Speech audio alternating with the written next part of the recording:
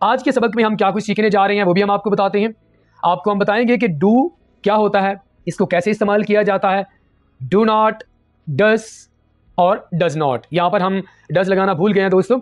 तो आपको इन चारों वर्ड्स के बारे में सिखाया जाएगा कि कैसे आप इनको सही तौर पर डेली रूटीन में इस्तेमाल कर सकते हैं। आपके लिए आसान हो जाएगा इन वर्ड्स को यूज़ करके सेंटेंसेस बनाना। तो दोस्तों हमारे लेसन का आगाज़ करते हैं। सबसे पहले आपको बताते हैं कि आप डू का इस्तेमाल कहाँ पे करते हैं। सबसे पहले तो आपने एक चीज़ अपने माइंड में रखनी है कि इन चारों वर्ड्स को, यानी do, do not, does and does not, इन चारों अल्फाजों को आप प्रेजेंट इंडेफिनिट टेंस में इस्तेमाल करेंगे। यानी मौजूदा वक्त में आप किसी भी काम को डिस्क्राइब करने के लिए इन 4 वर्ड्स का आप इस्तेमाल करते हैं। ठीक है, अब उसके बाद आपने ये सीखना है कि डू को आप कहाँ पे इस्तेमाल करते हैं, डू नॉट को कहाँ पे इस्तेमाल करते हैं, डज को कहाँ पे इस्तेमाल करते हैं और डज नॉट को आप कहाँ पे इस्तेमाल करते हैं। तो हमारे पास सबसे जो पहले वर्ड है वो है डू। डू को हम उस वक्त इस्तेमाल करते हैं जब आप किसी शख्स से किसी चीज़ के बारे में सवाल करते हैं। इन शॉर्ट, जब भी आप किसी से कोई सवाल करना चाहते हैं किसी चीज़ के बारे में तो आप डू का इस्तेमाल करेंगे। यानी आप इंग्लिश में अगर हम देखें तो हमारे पास है क्वेश्चन। क्वेश्चन का माना होता है सवाल करना। तो डू को आप कब इस्तेमाल करेंगे, जब आप किसी से सवाल कर रहे होंगे। ठीक है, एग्जाम्पल्स आपको दिखाते हैं ताकि आपको बेहतर तौर पर समझ आ जाए। डू यू स्पीक इंग्लिश, क्या तुम इंग्लिश बोलते हो। डू यू स्पीक इंग्लिश, क्या तुम इंग्लिश बोलते हो। Do we write a letter, क्या हम खत लिखते हैं। डू वी टेक टी, क्या हम चाय पीते हैं। Do I go to school, क्या मैं स्कूल जाता हूं।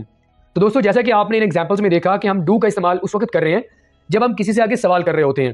तो ये चारों एग्जाम्पल्स में हम आगे वाले से कुछ ना कुछ पूछ रहे हैं। आमतौर पर स्टूडेंट्स कंफ्यूज हो जाते हैं कि डू को आपने कौन से सब्जेक्ट के साथ इस्तेमाल करना है। तो ये चीज़ सीखना भी आपके लिए बहुत ज़रूरी है। दोस्तों डू का इस्तेमाल आप इन सब्जेक्ट के साथ करेंगे। You, we, I, they. You का माना होता है तुम, वी हम, आई मैं, दे वो। तो ये चारों सब्जेक्ट्स हैं जिनके साथ आप डू का इस्तेमाल करेंगे। डू को आप हमेशा शुरू में क्यों इस्तेमाल कर रहे हैं, वो इसलिए क्योंकि जब भी हम किसी से कोई सवाल करना चाहते हैं तो हम हेल्पिंग वर्ब को हमेशा सेंटेंस के शुरू में लेके आएंगे, बाद में लेके नहीं आएंगे। ठीक है दोस्तों, आगे हमारे पास है जी इसका मनफी, जिसे हम डू के साथ नॉट लगा के ये हमारे पास बन जाएगा नेगेटिव। यानी जब हम किसी चीज़ की कोई नफ़ी करना चाहते हैं, हम ये बताना चाहते हैं कि भाई मैंने कोई काम नहीं किया, या मैं कोई काम नहीं करूँगा, या मैं कोई काम नहीं करता। ठीक है, तो किसी चीज़ का इनकार करने के लिए जब आप इसका इस्तेमाल करेंगे तो आप डू के साथ नॉट का इजाफा कर देंगे।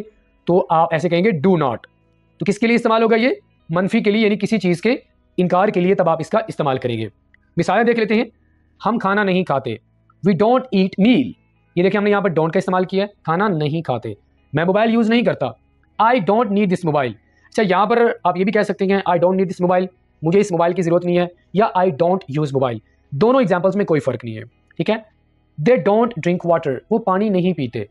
तुम मेहनत नहीं करते हो, यू डोंट वर्क हार्ड।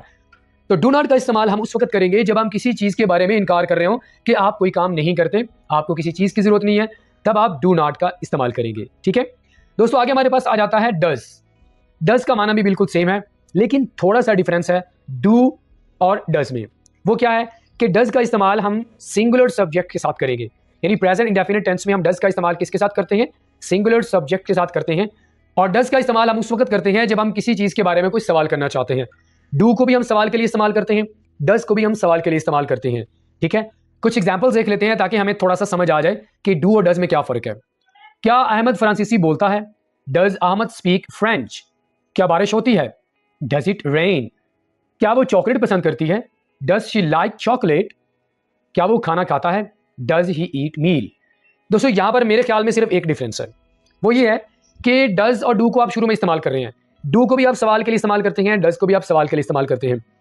फ़र्क सिर्फ दोनों में इतना है कि डू का इस्तेमाल आप प्लूरल सब्जेक्ट के साथ करते हैं, यानी दोनों के जो सब्जेक्ट्स हैं, जो फाइल हैं, वो डिफरेंट हैं।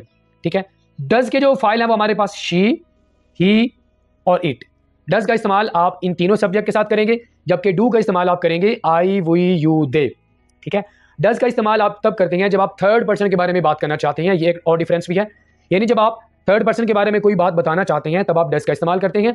डू का इस्तेमाल आप तब करते हैं जब आप फर्स्ट पर्सन के बारे में बात करनी हो या आपने सेकंड पर्सन के बारे में बात करनी हो, तब आप जो है डू का इस्तेमाल करते हैं। यानी डू के साथ जो आप सब्जेक्ट इस्तेमाल करते हैं वो सिंगुलर होते हैं। तो आई होप कि ये छोटा सा डिफरेंस आपको समझ आ गया होगा।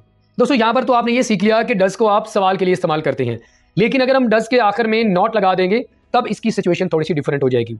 अगर आप इसके साथ डज के साथ आप नॉट लगा देंगे तो हमारे पास इसका जो इस्तेमाल होगा वो थोड़ा सा डिफरेंट हो जाएगा।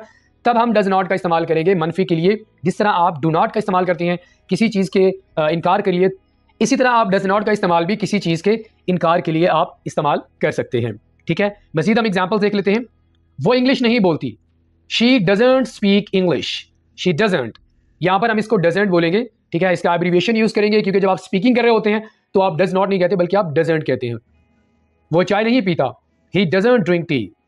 वो सफ़र नहीं करती, शी डजेंट ट्रैवल। यहाँ बारिश नहीं होती, इट डजेंट रेन हियर। तो आई होप कि आपको ये समझ आ गया होगा। अब मैं चाहूँगा कि थोड़ा सा आपको इनका खुलासा बता देते हैं। दोस्तों, डू का इस्तेमाल हम करते हैं सवाल के लिए, और डू नॉट का इस्तेमाल आप करते हैं जब आप किसी चीज़ के बारे में इनकार करना चाहते हैं। इसी तरह डज का इस्तेमाल आप करते हैं यानी किसी चीज़ के बारे में सवाल करने के लिए, और आप उसको इस्तेमाल करते हैं थर्ड सिंगुलर सब्जेक्ट्स के लिए यानी थर्ड पर्सन के लिए। डज नॉट का इस्तेमाल आप करते हैं किसी चीज़ के बारे में अगर आप इनकार करना चाहते हैं, तब आप डज नॉट का इस्तेमाल